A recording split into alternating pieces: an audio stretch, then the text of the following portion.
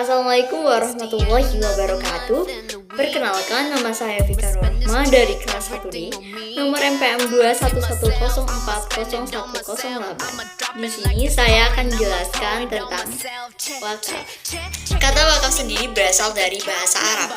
Wakaf menahan al-habs dan mencegah al-manam, yang memiliki arti keseluruhan, menahan, berhenti, atau diam. Maksud dari kata menahan di sini adalah untuk tidak diperjualbelikan, diwariskan, atau juga dihadiahkan.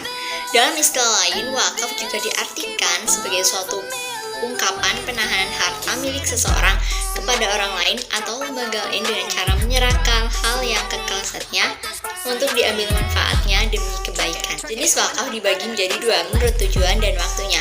Berdasarkan tujuannya, wakaf dibagi menjadi tiga. Yang pertama, wakaf keluarga yang ditujukan untuk anggota keluarga, wakif, dan kerabat. Yang kedua, wakaf khairi yang difokuskan untuk kepentingan umum atau sosial. Dan yang terakhir adalah wakaf mustarak yang ditujukan untuk keluarga dan umum secara bersamaan. Nah, berdasarkan waktunya, wakaf dibagi menjadi dua, yaitu wakaf mu'abad yang diberikan untuk selamanya dan wakaf mu'akad yang diberikan dalam waktu tertentu.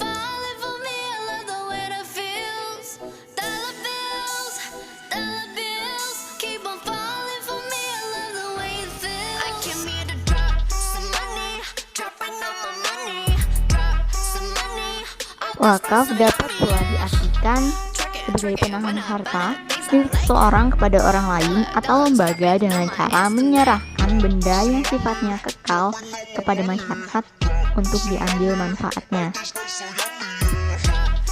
Allah Subhanahu wa Ta'ala berfirman, "Kamu tidak akan memperoleh kebajikan sebelum kamu menginfakkan sebagian harta yang kamu cintai. Dan apapun yang kamu infakkan tentang hal itu, sungguh Allah Maha Mengetahui." Surat Al-Imran ayat 92. Rukun dan syarat wakaf.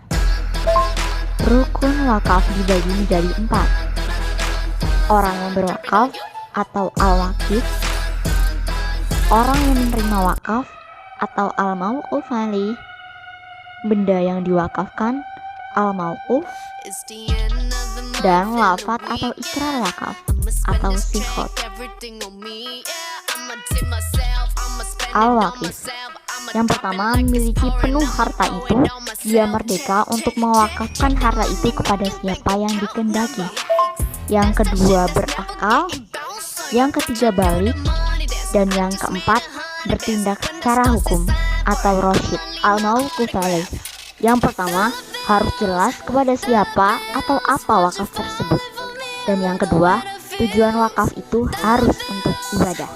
Al-mauquf yang pertama, barang yang berharga. Yang kedua, harus diketahui jumlahnya atau majhul. Yang ketiga, dimiliki oleh wakif.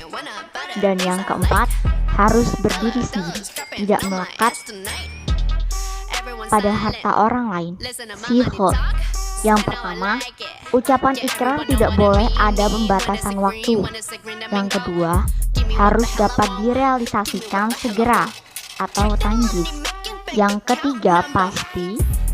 Dan yang keempat, tidak diikuti oleh syarat yang membatalkan. Hikmah wakaf. Yang pertama, sebagai amal jariah. Yang kedua, melatih jiwa sosial dan membantu yang kesulitan. Yang ketiga, belajar bahwa harta benda di dunia ini tidak kekal. Yang keempat, mempererat tali persaudaraan. Yang kelima, mencegah kesenjangan sosial. Dan yang keenam, mendorong untuk peduli sesama. Demikianlah penjelasan dari saya, kurang lebihnya saya mohon maaf. Semoga bermanfaat. Wassalamualaikum warahmatullahi wabarakatuh.